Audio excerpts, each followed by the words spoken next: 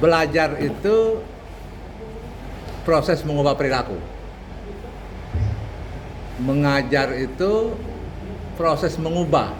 Ya, jadi belajar proses perubahan perilaku, mengajar itu proses mengubah perilaku. Oleh karena itu tidak ada belajar tanpa memperoleh perubahan perilaku. Dan tidak ada mengajar kecuali bisa mengubah perilaku.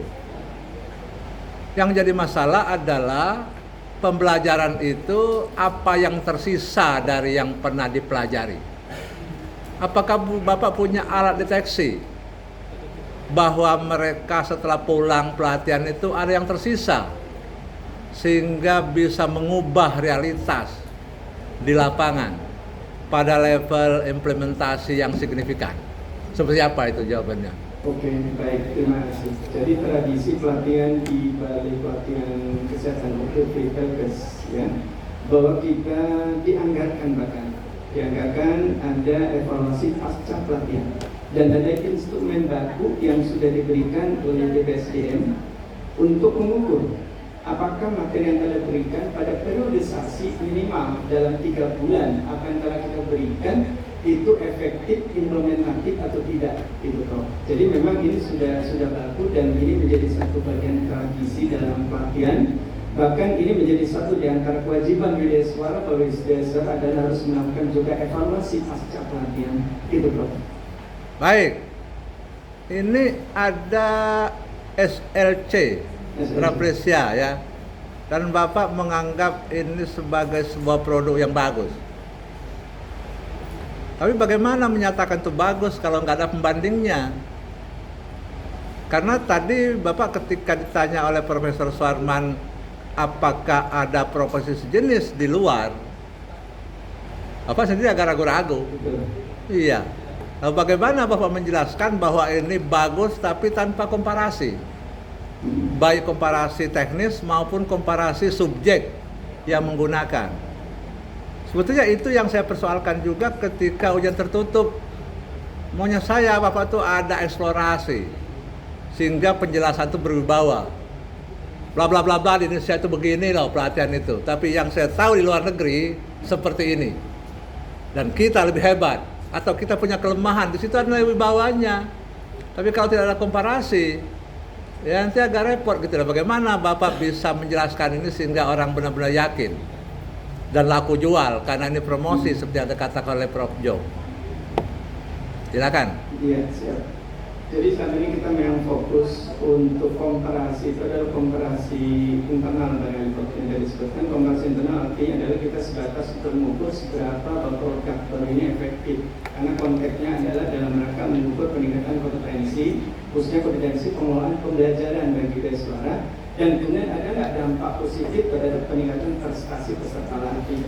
Adapun bahwa nanti ini komparasi satu produk yang memang go internasional, ini menjadi satu penelitian yang sangat menarik. Mudah-mudahan nanti Mbak Rizka atau Bu Rizka semakin komparasinya bukan hanya komparasi yang mengkerucut pada komparasi implementatif, tapi komparasi terhadap produk dengan berkaliber internasional.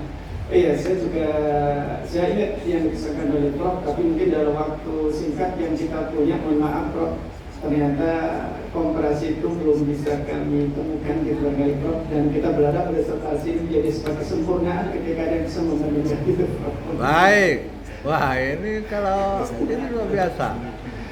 Kalau saya boleh memberi saran, dokter itu harus mampu menampilkan keyakinan untuk setiap item jawaban. Nah tadi dari Prof. Suarman sampai dengan Pak Kris gitu ya, termasuk Prof. Barni dan kawan-kawan yang lain, ada cukup banyak item yang Bapak sendiri ragu menjelaskan. Enggak?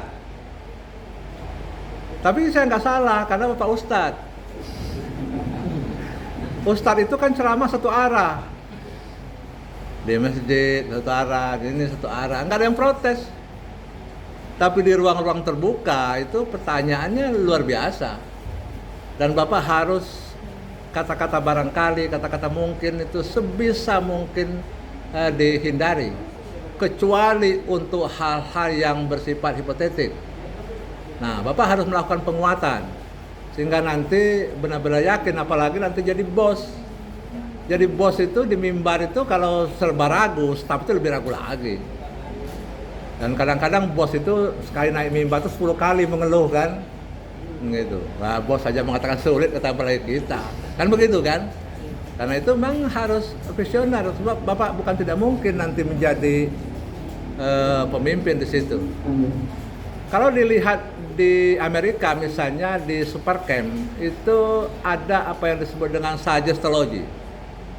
Jadi orang itu tidak hanya diberi sajian materi, tapi dia disugesti. Kalau ini diabaikan akan terjadi seperti ini. Tapi kalau ini dieksekusi, ditindaklanjuti, begini loh pencerahan yang akan dilakukan. Nah, kalau pesan-pesan itu naratif itu lewat saja. Nah, apakah ada semacam suggestology itu yang ketika orang pulang pelatihan dia ingin mengeksekusi seperti apa yang dilatihkan, karena dengan itu menjadi akuntabilitas dia. Mungkin nggak itu Widya Iswara punya nggak kemampuan kira-kira Widya Iswara yang suggestology itu? Silakan. Kalau tuntutan kompetensi sangat mungkin, dan memang seperti itu, karena di antara 5 kompetensi pengembangan pembelajaran itu adalah pemberian motivasi. Pemberian motivasi itu tentu sebetulnya adalah pada soft skill gitu. Di samping memang penyusunan GBP, SAP, kemudian lebih komunikatif dalam pembelajaran. Ada satu kompetensi pengembangan pembelajaran itu bahwa masing-masing dari peserta laki harus memiliki kemampuan memberikan support, motivasi, sehingga mereka tidak sekedar mereka tahu, tidak sekedar paham, tapi mereka bisa implementasi, bahkan analisis dan sintesis dari apa yang sudah mereka ketahui itu.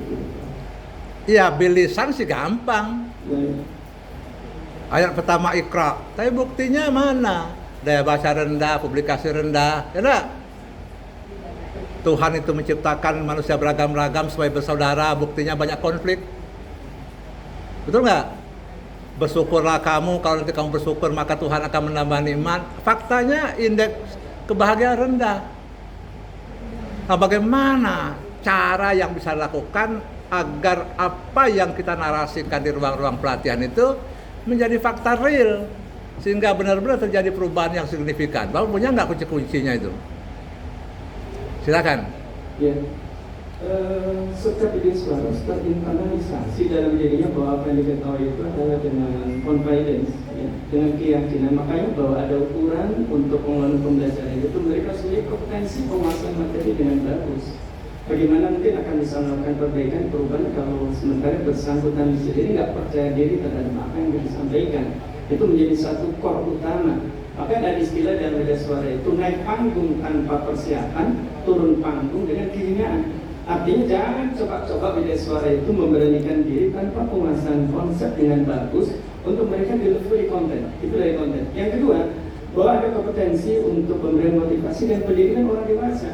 Artinya walaupun peserta mungkin di bawah kita usianya, tapi mendewasakan mereka sebagai peserta pelatihan itu menjadi sesuatu yang tidak bisa tidak. Dan ini adalah bagian-bagian dari suatu yang penting, tidak hanya masalah kognitif yang dipikirkan, tapi bahwa psikomotorik dan kemudian perubahan perilaku mereka harus muncul. Konsep besarnya gitu Prof. Adapun kemudian dalam kenyataannya ternyata nggak sebagaimana yang kita inginkan, ya bahwa konsep ini sudah menjadi faktor bagi dia semua. Iya, tapi kalau Bapak menyebut andragogi, pendidikan orang dewasa, itu levelnya terlalu rendah untuk Widya Iswara. Karena Widya Iswara itu mestinya heutagogi.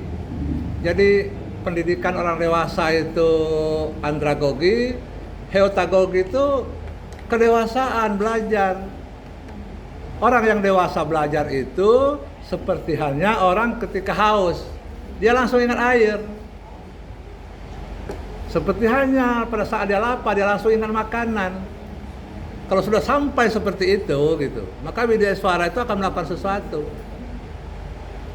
Orang menulis itu kalau dia sudah berheutagogi itu dia tidak pernah berpikir saya akan dapat honor berapa. Tapi ini kewajiban saya untuk publikasi. Karena ilmuwan itu akan mewariskan pemikiran-pemikiran intelektual. bahkan dia siap bayar berapapun demi mewujudkan keheutagogiannya. Kira-kira begitu. Rata-rata media suara ini terakhir ini apakah masih berada pada tataran andragogi atau sudah berheutagogi? Silakan. Rasanya belum. Saya sudah baca buku tentang andragogi itu yang kemarin bagi, dan saya juga terinspirasi dan sekarang namanya dikembangkan. Yang saya sebut bahwa ini adalah pendidikan orang dewasa atau andragogi, itu amanah yang diberikan oleh LAN kepada kami.